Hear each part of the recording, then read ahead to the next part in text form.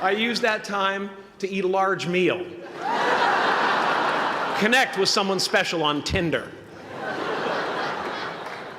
Because life doesn't happen to you, it happens for you. How do I know this? I don't, but I'm making sound, and that's the important thing. That's what I'm here to do. Sometimes I think that's the only thing that's important, really, you know? It's just letting each other know we're here.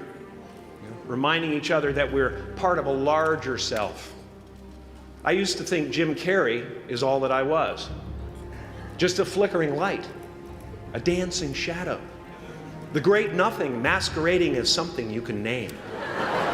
Seeking shelter in caves and foxholes dug out hastily, an archer searching for his target in the mirror, wounded only by my own arrows, begging to be enslaved, pleading for my chains, blinded by longing and tripping over paradise.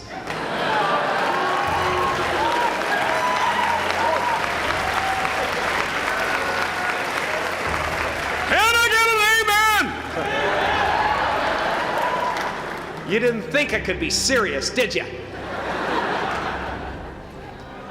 I don't think you understand who you're dealing with.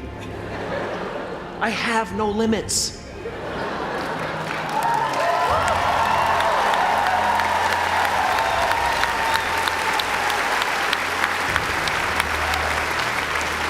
I cannot be contained because I'm the container. You can't contain the container, man. You can't contain the container. I used to believe that who I was ended at the edge of my skin. That I had been given this little vehicle called a body from which to experience creation.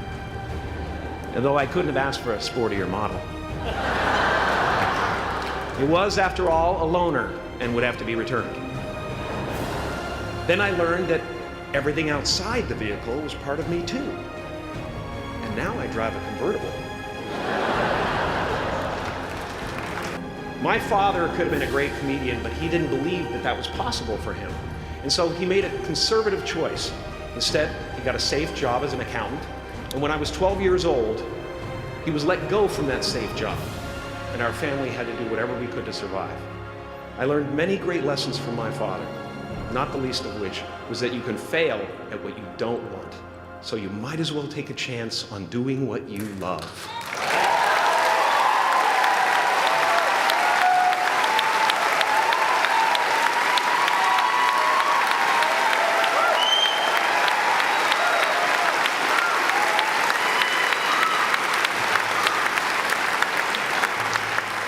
It's not the only thing he taught me, though. You know, I watched the effect of my father's love and humor and how it altered the world around me. And I thought, that's something to do. That's something worth my time. It wasn't long before I started acting up. You know, people would come over to the house and they'd be greeted by a 7-year-old throwing himself down a large flight of stairs. They would say, "What happened?" And I would say, "I don't know. Let's check the replay." I'd go back to the top of the stairs and come back down in slow motion.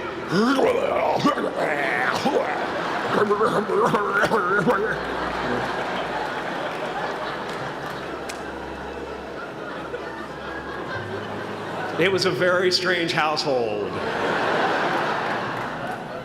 My father used to brag that I wasn't a ham, I was the whole pig. And he treated my talent as if it was his second chance.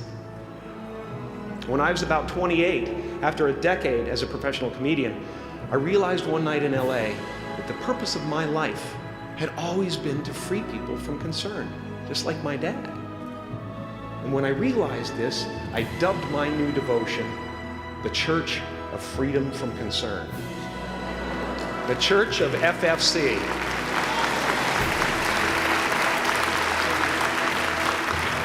And I dedicated myself to that ministry. What's yours? How will you serve the world?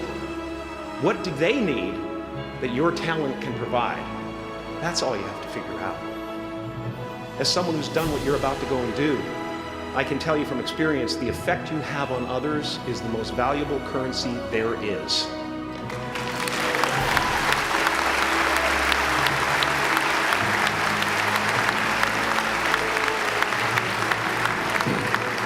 Because everything you gain in life will rot and fall apart, and all that will be left of you is what was in your heart. My choosing to free people, from concern got me to the top of a mountain. Look where I am. Look what I get to do. Everywhere I go. I'm going to get emotional because when I tap into this, it really is extraordinary to me. I did something that made people present their best selves to me wherever I go.